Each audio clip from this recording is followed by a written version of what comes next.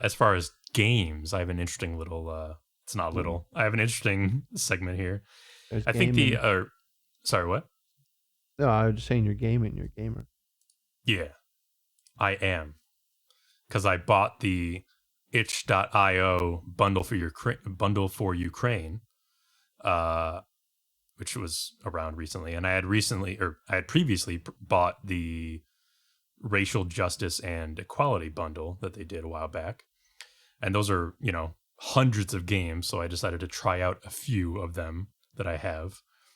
So I'm just gonna rattle through these because there's whether I completed all these is irrelevant because I at least got the gist of all of them, and I'm not gonna bother mentioning how simple any of these games are because they are almost universally simple, and that in comparison to studio games. So if anything, I'd mention the opposite if they're more than the sum of their parts or whatever, more than simple. Anyway, let's begin.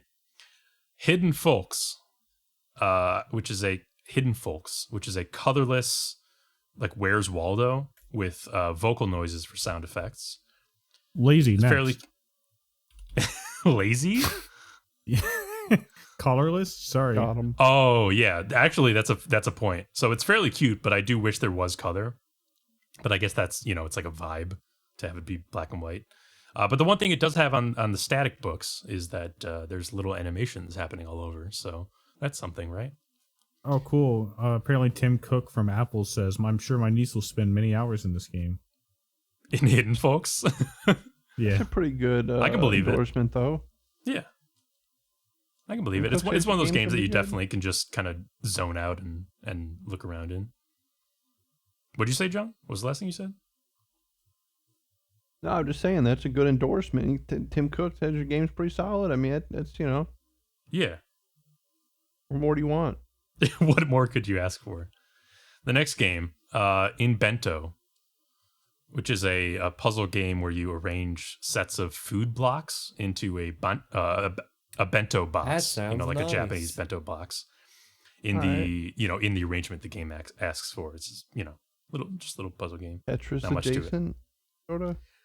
Yeah, except there's no time crunch or anything like that. There's no descending blocks. They're just literally, it asks you put the blocks in the box in this order, and you just, not in the order, but in this configuration, and you just figure out how to accomplish that because there's certain rules you have to abide by.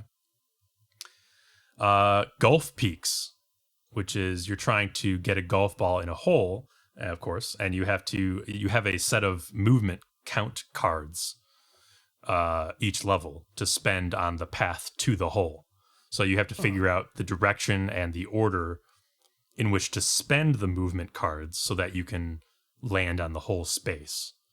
Because it's like squares that you're moving across with the number of movement in each card. Anyway, Sounds fun. yeah. So I like this loop a bit more than in Bento, I would say, and I think they're made by the same people, but that's just personal preference. And it's golfy, you're just little, I don't know, diorama things in the void, just trying to get your golf ball in the hole.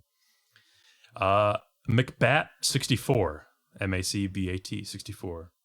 It's a 3D platformer collectathon. Hang on, Flask. I thought we already talked. No, sorry, that was Bat Mac, right? That's the Bat Mac, Bat Mac, sorry. which came out. No. I just want to make a note. That's a Batman. Oh, I'm sorry. Oh, Man bat. Last you were All there, right, you know better. So Flash, this Sorry. game you're playing, it was called Man Bat, right?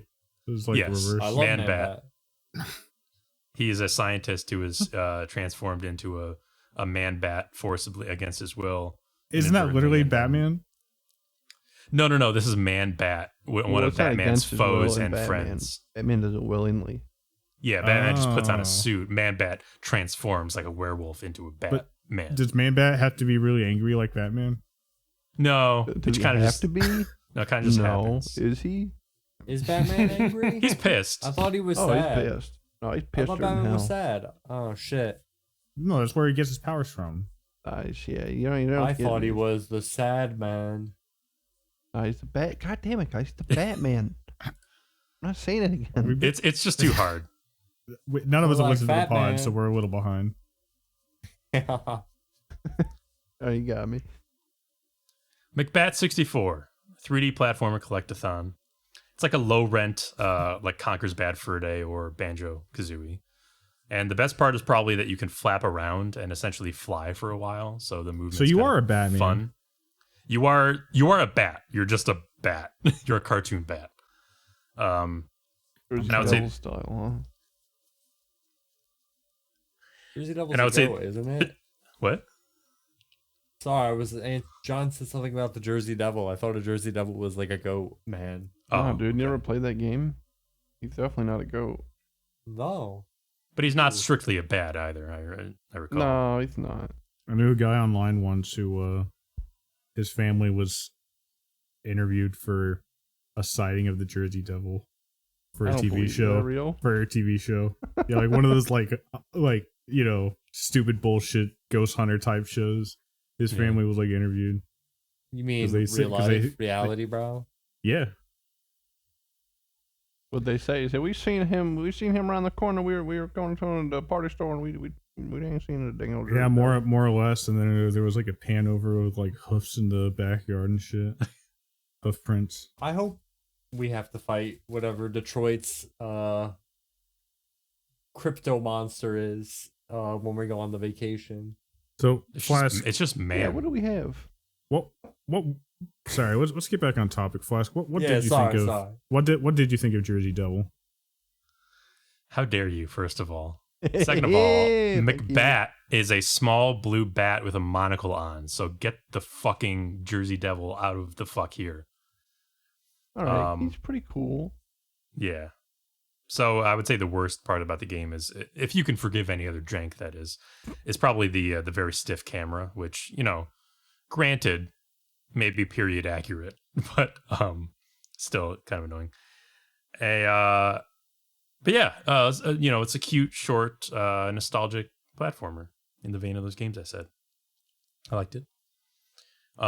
Speed Dating for Ghosts, which is a visual novel game about speed dating ghosts. All right, And- now you got me interested. Now, see, yeah, it sounds better than it is, right? It doesn't have Oh. very notable presentation, honestly, which is the only thing that might entice me to a game like this. So it ends up being kind of like not really that great. I didn't get very far in it. I was like, oh yeah, I get it. Depanure Nocturne, which is a little shopping expedition in a Montreal curiosity shop where there might be some secrets. And it's a pretty smooth package for what it is. It's a nice little, very short if you just like go directly to the mission critical ending thing. But like if you poke around, you can, you know, have a little experience. Hiding Spot, which is an isometric puzzle game where you move boxes into place to close yourself into a hiding spot in a room. Like you just crouch in like a corner and pull a box to hide yourself. From what? I didn't really care for the Just controls. from the world. So just from the world, man. Like there's different- not like a guy watching for you, like You never No. just wanted to hide, Andy. dude, all the time. Hide every from day. everything. Every day, all the Yeah, time. no, it's just a series of levels in which it's different configurations of like furniture and boxes, and then you just have to find the spot where you can pull the boxes into the right configuration to hide yourself, or I would like to close not be yourself hidden. off. That's fine. Well, then don't play hiding. How are you? Spot. I'm looking at this this bundle. Yeah. This is the right one, right? 998 items for $10. Yeah. First of all, it's a pretty sweet deal. How are To be you fair- choosing which ones you end up playing? Because there's Oh, just so right. much shit here. that Well, it's- first of you all, look to at be a list fair, or they're something? not all games. Some of the stuff is assets and software Yeah. and stuff like that. Most of them are games. And the way I'm choosing is the way I did choose is there is a site. I forget the name of it, but there's a site. I don't think it's like official, where you can go and sort the bundles. And By, you like, can sort them by rating all or- sorts of different filters. Okay. I'll try to find it Because thought I had do it up. see very few, but they are good games that I know of. Like that's Super Hot in here. You got Baba Is You. Okay, I found it. Sorry. Yeah, randombundlegame.com. Randombundlegame.com is a bundle browser where you can browse any one of the itch.io bundles, buy a ton of different filters, and basically what I did was sorted them by like rating. There's Steam rating, Steam DB rating, popularity, stuff like that. I sorted them by the ones that's that were like, awesome. these are good games, you know. The That's best of great. the Yeah, because there's just bundles. so much stuff. I wouldn't even know where to I was start. not expecting that Mhm. filter. That's great. So yeah, that's a cool way to do it. So I got a ton of games. Like I'm not even going to list them all. Or I should say I'll list the ones I played, but like I'm not even going to list all the ones I have yet to play either. Next game, Nog, Gnog. It is a colorful puzzle game where you solve little vignettes by clicking and pulling on stuff. Just kind of whatever you see and feel. I don't know. You don't get any direction in this game. And the art style is like that kind of flat. I played this on the rounded- PlayStation. Oh, did you? Yeah, I think it has like a VR version of it, if I remember correctly. That might add something It to it. might be crazy though. But this Yeah, the looks art's- very, very familiar. Sorry. Okay. No. The art style is kind of that flat, rounded, shapy, like I don't want to say corporate style, but it I don't know. This kind of art style always reminds me of like not creativity for some reason. So this didn't. I don't know. This one didn't really hit for me for that reason and for the reason of absolutely no direction. I was just like clicking on things and pulling on things at pretty much random until I figured out like, oh, it wants me to pull on this specific thing in this direction or whatever. I don't know. I only got a couple levels in and I was like, nah, not for me. Cloud Gardens, which I don't even know that I'd call this a puzzle game, but you are working towards a completion goal. So I guess you're making plants grow over these little urban dioramas by like throwing seeds and trash objects onto surfaces in the dioramas. And that sounds like it requires further clarification, but no, that's actually just what you're doing. You're just throwing seeds and trash until you have to you learn Something like takes. yeah, until something takes essentially. You have to learn like how to cultivate the growth of the plants from the seeds that you throw, and the trash makes them grow more. So there's like a little element of figuring it out, but it's mostly just a very chill puzzle experience. Fatum Betula, I want to say FATUM BETULA. Fatum Betula is a PS1 graphics style first-person walk-around game. It's got that the dreamlike, nightmarish kind of style, and it's obtuse in a way that I didn't have much patience for. Honestly, part of it is that it used this intentionally broken texture mapping effect on everything at one point that I really disliked looking at. Like that thing that happens when you when something glitches out and certain surfaces get mapped with the wrong texture, so the texture is like sliding across the models and the environment. Yeah, it was doing that on purpose on every single surface, which, as you can imagine, is just really like annoying to look at. Just very irritating to look at. So I didn't get far in Fatum Betula.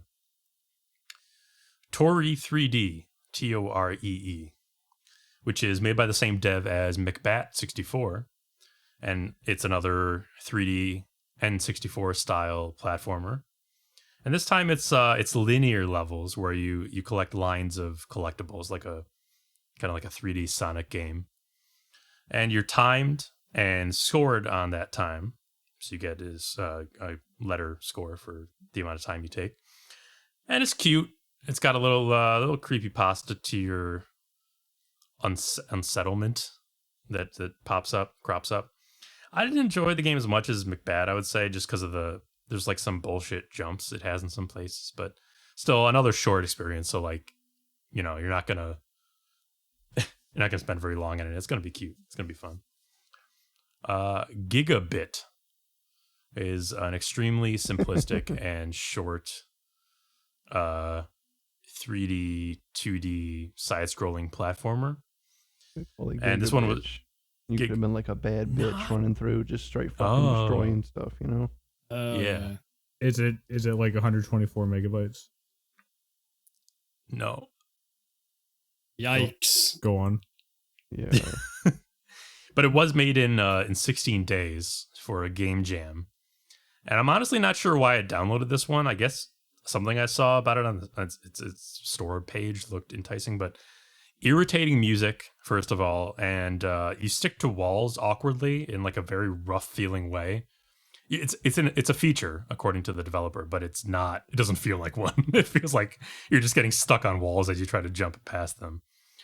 But it's a game jam project, so it was made in 2 weeks. So I'm not gonna, and it's extremely short. So I finished it, but it's like, yeah, nothing much to that. Midnight Scenes, episodes 1 and 2. These are two really short adventure game vignettes. And they're just like little Twilight Zone inspired stories to click through and solve. They're nice enough. Well done for what they are. And then the last one I'll talk about, Hypnagogia, Boundless Dreams. Hypnagogia, which I believe is the word for the state between sleep and wakefulness or something like that. Yeah, Hypnagogia. It's trippy looking. Yeah. It's a first-person 3D platformer with a lowish poly 5th or 6th gen aesthetic, and it's a number of different levels, each with their own theme, and it's very well presented actually. The substance, like the platforming itself, is fairly shallow, but certainly pleasant, and especially to me. Lots of clear homages to other games. If you play through it, you'll definitely see stuff you recognize. It's just a dreamy experience, or it gets nightmare-y later, of course, but that's what it's going for. That another kind of dreamlike game, and it's impressive for having been almost entirely made by one person. Like, he did pretty much everything. In fact, if I was going to recommend one game from this entire list, it would probably be this, Hypnagogia. But that doesn't, impugn on the fun of the other ones I liked. It's just, yeah, this one's probably my favorite of the bunch here. Flask, have you played, I'm looking at the list, have you played Baba Is You yet? I have, yeah, a while back. I was going to recommend that because I like that game a lot. It's a nice I game. never finished it because it frustrated me. Like, I was... Granted, if I had like kept at it and kept hitting my head against the wall, I'm sure I could have gotten through it. But I eventually did give up because I was like, "What is the cost benefit analysis here?" Because I get you. What is it? Is it? I reached a point where I wasn't sure that I was having fun any longer, and whenever that happens in a game, I really have to, analyze, reflect on what I'm doing, and if it's worth my time. For me, other people might be like, "Oh, I really just, getting through that next puzzle is gives me that feeling of exhilaration or satisfaction." Not so much for me. I feel you. If it's that making me feel dumb. Another one, if you haven't played, Don't Escape, 4 Days to Survive. I've played that one. That's a good game. I like that game a lot. What is it? Do you know? That you basically you got 4 days to survive the world being destroyed. Okay. What's like what? It's like what perspective? It's like a point. But it's like a point and click game. Oh, okay, cool. Right. And you just try to survive 4 days. All right. Yeah, there's a bunch more that I'm looking to play. So this isn't over. This isn't over. I'll return next episode with reinforcements. Somebody stop him. You can't stop me. I have too many games. I've bought too many. I was hoping you had checked out Paradise Killer on the Game Pass. Not yet. I I did one of those things where I started, or I looked at the bundle and I was like, oh, maybe I'll download a few of these for later. But then I like checked out one, and then I checked out another one because they're also short. You know, they're all such like concise experiences that I ended up just assembling this very robust list of games that I've checked out. That's a lot of fun. Yeah, I decided to just make it my thing for this episode that I had done. Good deal for a good cause. Yeah, and there is there was overlap between the two bundles, of course, because a lot of the same developers would add their games to multiple bundles, of course, but still hundreds of games to choose from. Yeah, let me know how on the next pod how Democratic Socialism Simulator is. I will.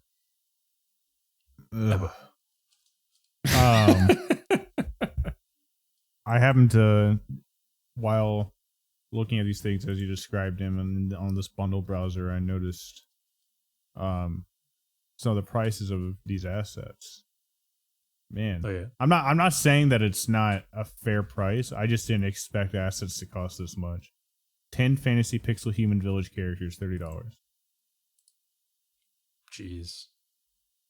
But hang on, Pixel 50 16-bit designer fantasy models, $200. I don't know what the economy of game assets is. Yeah. I don't know like what to compare those to. But I mean, they look like high quality assets. They look really nice, you know. And I'm Mm-hmm. sure the guy worked hard on them.